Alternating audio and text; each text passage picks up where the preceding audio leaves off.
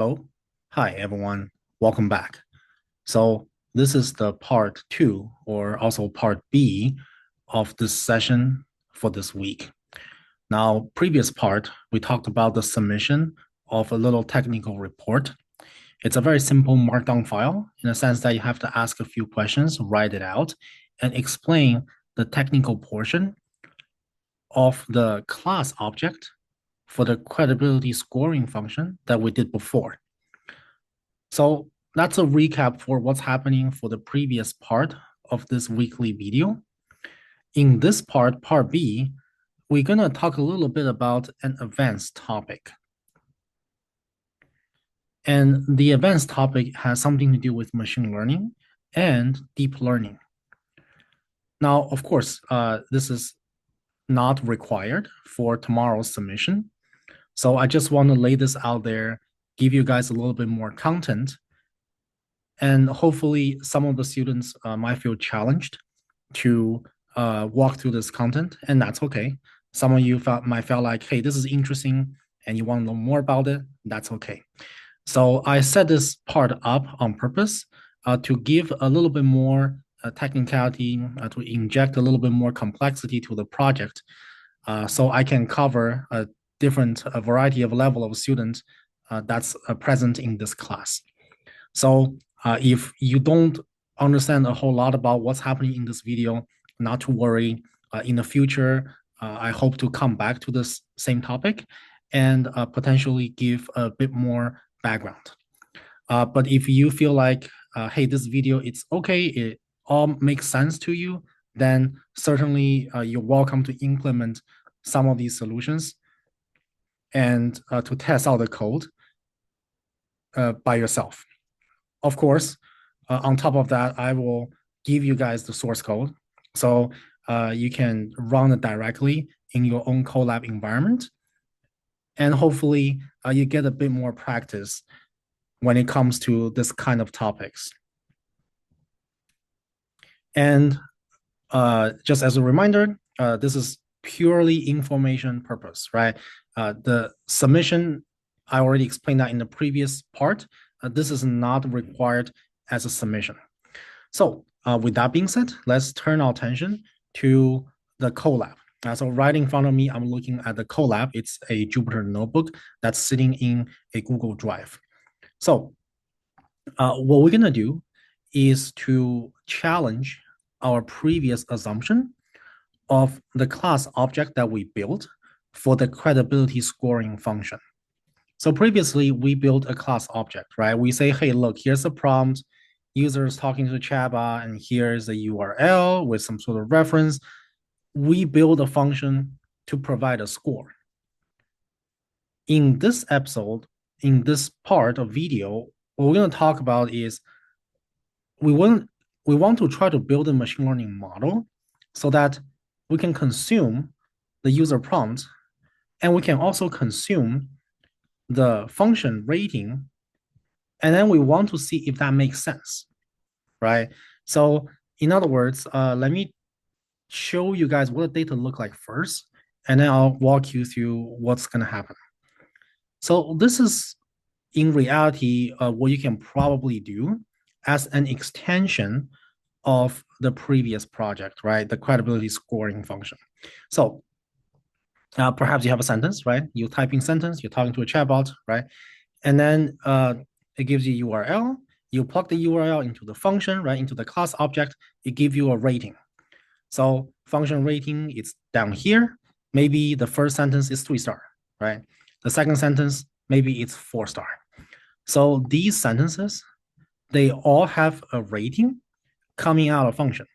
So that's why we have user prompt, and then we also have function rating.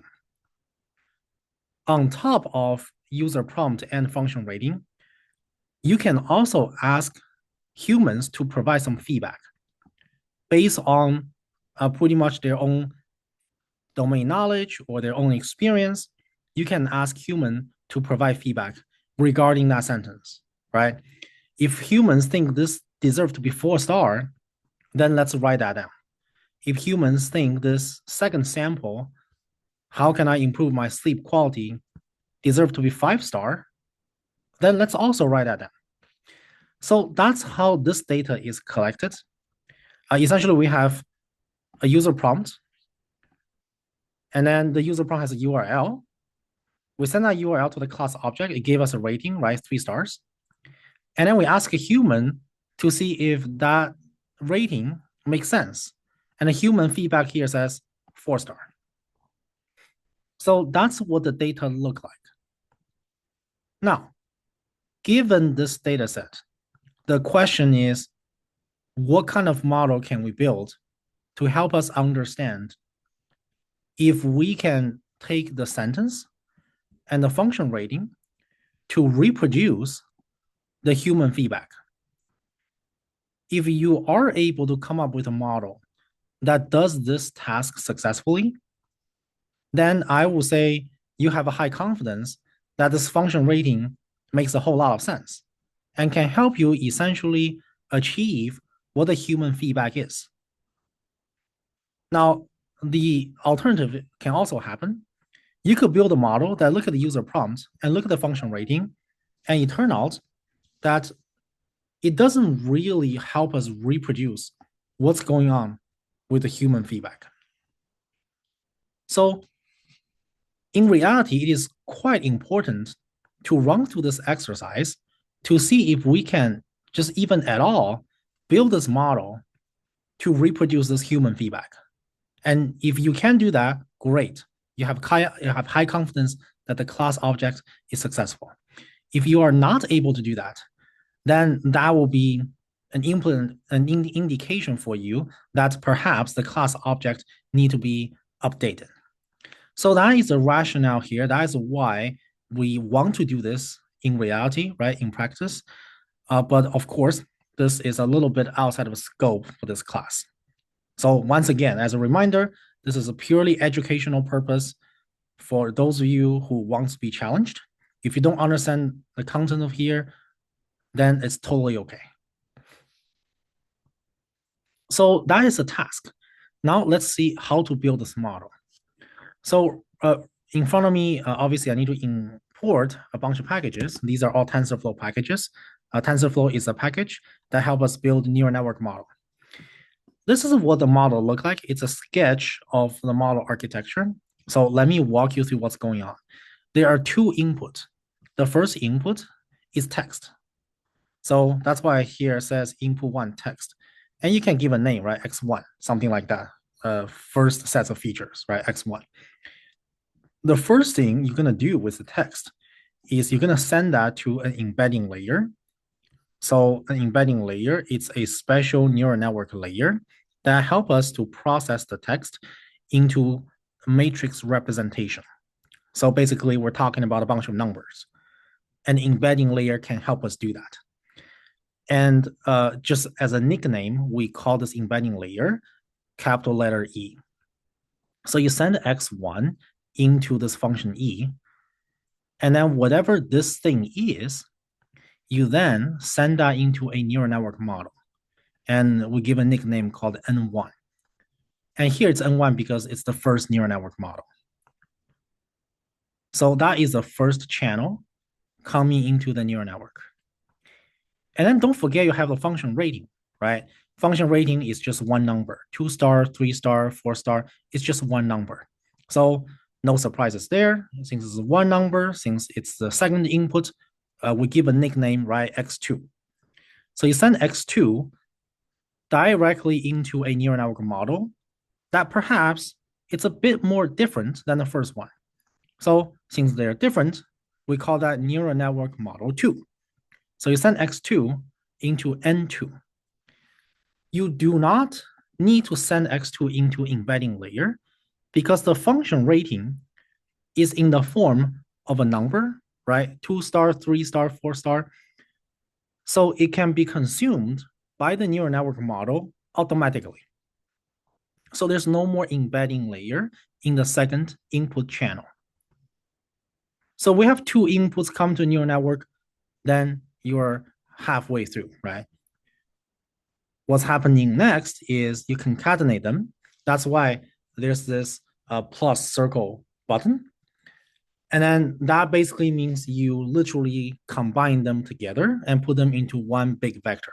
Like for example, if N1 gives you 3 neurons and N2 give you 1 neuron, then 3 plus 1 is 4. Then after this concatenation, you will have 4 neurons. After you have 4 neurons coming out of the first 2 inputs, you then send them into another neural network that perhaps it's also different from the previous 2 neural network model, and you can call that N3. So that's why here you throw the N1EX1 and N2X2 into the parenthesis of N3.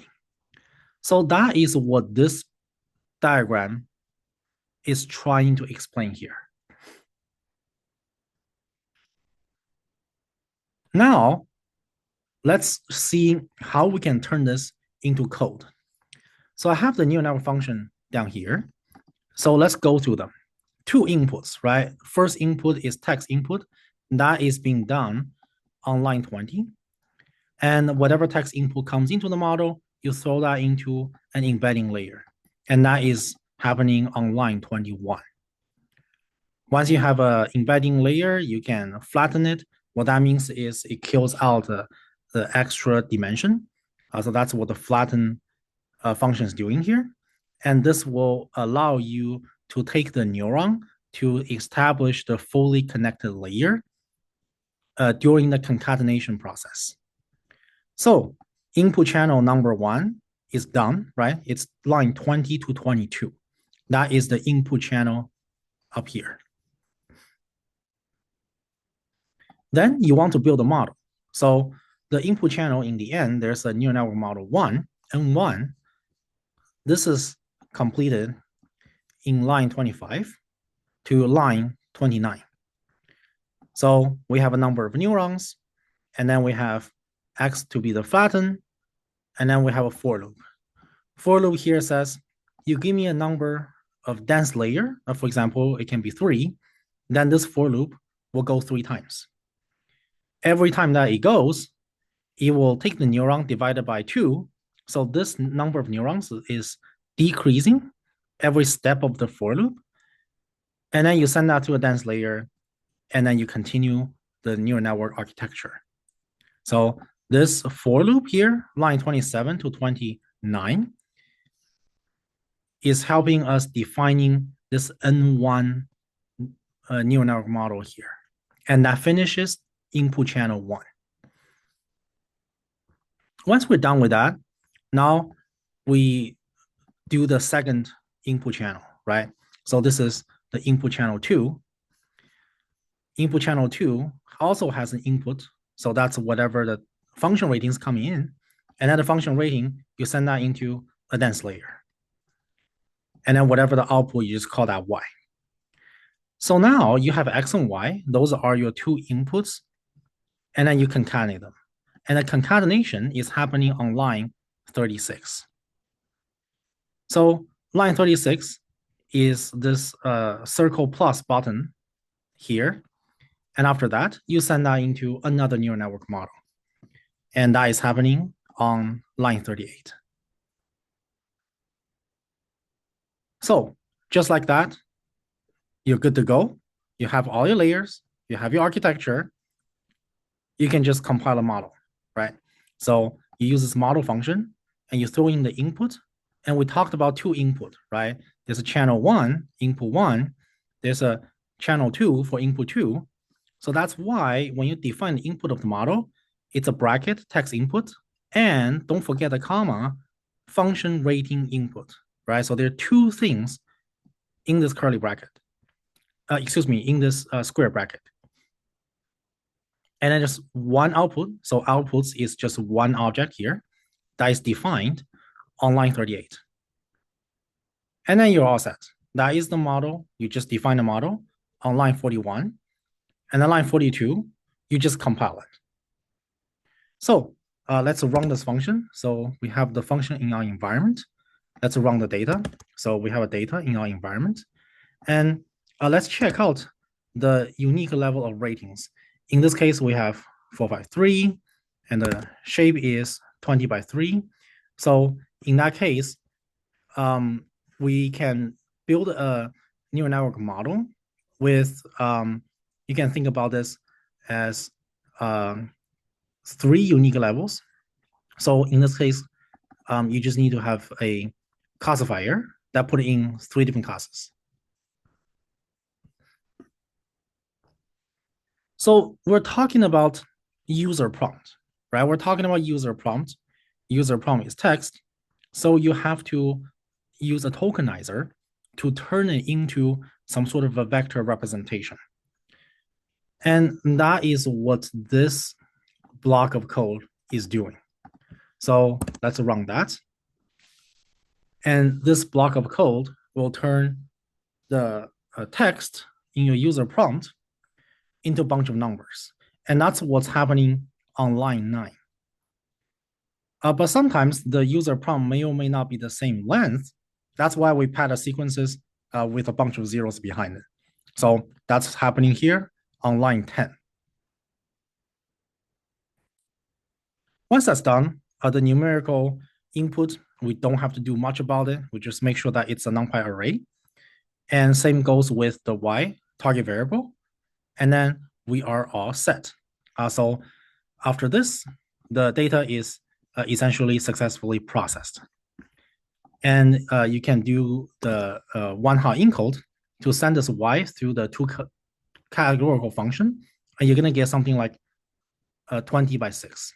So if y is in the dimension of 6, then that's what that means. In this case, we only have 3 numbers, but notice that it's actually the largest number is 5. So the 6 is here, it's counting from 0, 1, 2, 3, 4, 5. And that's how the 6 is created. So now you have your data, you have your model. The rest of the work is a matter of running it. So number 1 is you instantiate a model. When you instantiate a model, you create this neural network model by using the function that we defined above. So let's run that code. And then the rest of the work is just to do a model fit. This model fit means you are fitting the data with this model that you define up here. So let's run it. And then let's wait a little bit. While we're waiting, let me explain. The first input here, line 5, that is the text input and the function rating, because we are sending into the neural network model 2 inputs, right? One is the user prompt, which is text. The other one, it's a rating coming out of the function. So that's the features. That's the input variable. And then on top of that, we also have the one-hot encode, right? The one-hot encode is defined up here.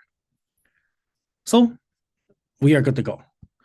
Now, you just need to set up the parameters of the model fitting function. Epoch is 80. That means we are training this process that I'm highlighting down here 80 iterations, meaning that the algorithm will be updated 80 times. The batch size here says 2. This is a very subjective choice. The 2 here means that you have 20 samples. Then batch equals 2 means every batch you have 10 samples. So 20 divided by 2, you get 10.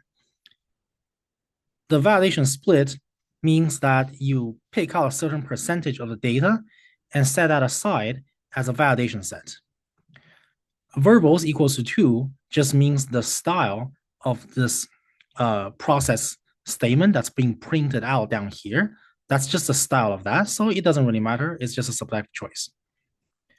So once this is trained, you can take a glance of the performance, and you should not be expecting a really awesome performance.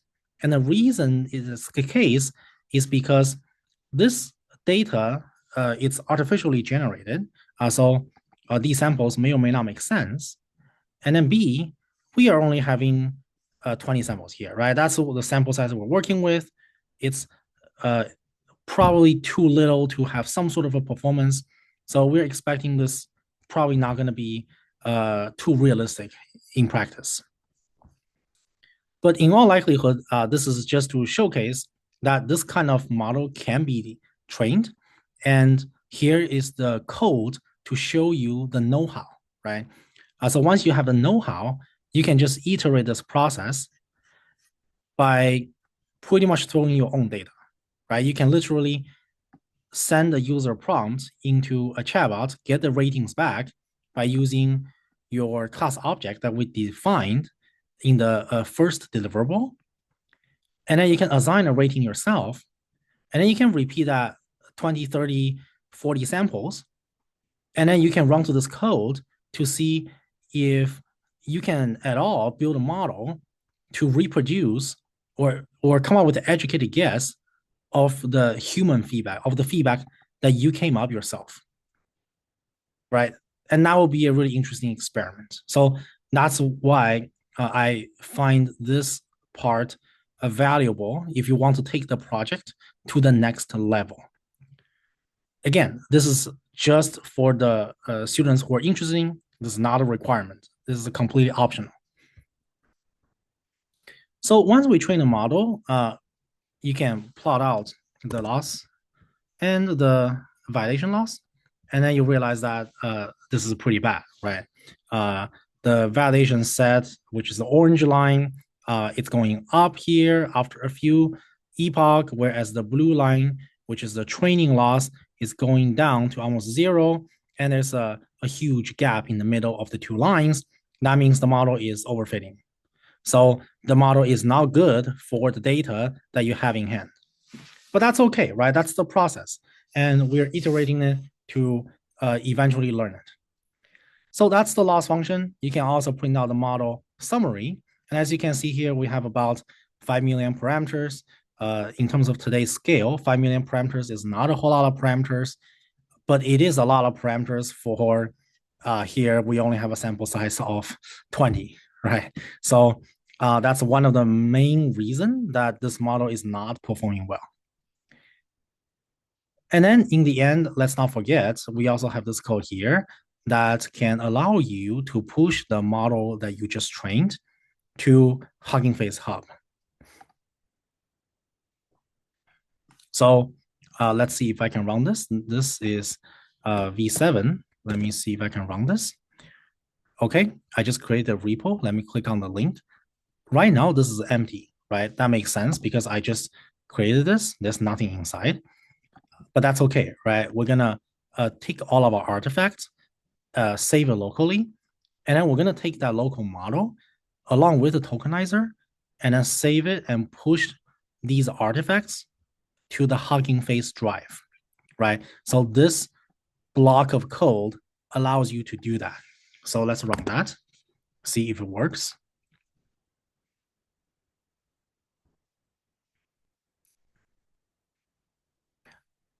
And as a reminder, the input channel 1 is designed to process languages. So it's your job to make sure that you have a tokenizer path somewhere in the artifact, right?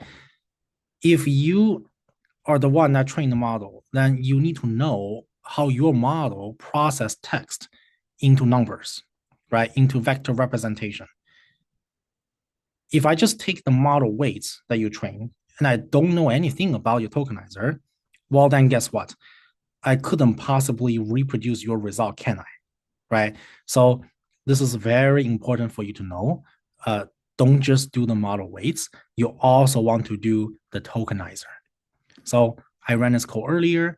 The model and tokenizer are pushed onto this link. So you just click on this link and go to files. You should be able to see something here, right?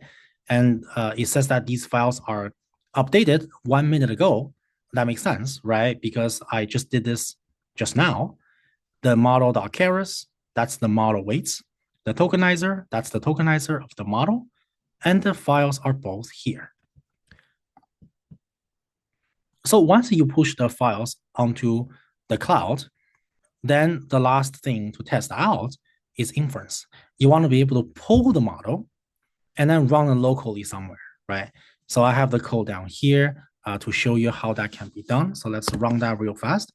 This block of code will download the model, And you can check out the new model summary, and it should be exactly the same, right? 5 million parameters. And then you can make an inference by running this block of code. Here I have just two samples, right? Sample one, sample two user prompt. And I have two ratings, right? 5 and 4. And we're gonna see how things work, right? And then you get some sort of feedback. And then you can kind of compare and contrast. If this is at all, you will be guessing as if you were the feedback provider, right? Now, of course, these two numbers are zero, so that's kind of like what we talked about earlier. We're not expecting this model to perform well, right? And that's okay, because the code is here. The reason this model is not doing well is because we don't have enough data to feed to the model so that the model can successfully learn what the educated guess is to reproduce the human feedback. So there you go. Hopefully you like this part, and hopefully for the students out there in the class that need a little bit more challenge, I'm hoping that this video will provide interesting content for you, right?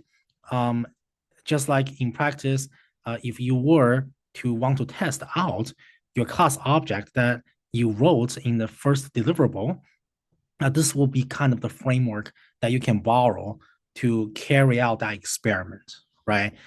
So let's go back to the data a little bit. I have the data up here.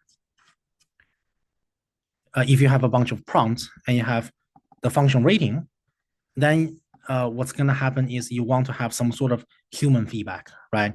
That's what this custom rating is. And if you can provide a custom rating, you can use the code in this notebook to then train your own neural network model to have the machine to learn what the relationship is in between the user prompt, function rating, and the human feedback. So thank you for watching. Hopefully you like this part of the video, and hopefully this video give you some challenges that you might find interesting. And again, as a reminder, this is not required for the submission, right? This is not required for the submission. This is only education purpose. Thank you, and I'll see you in the next session.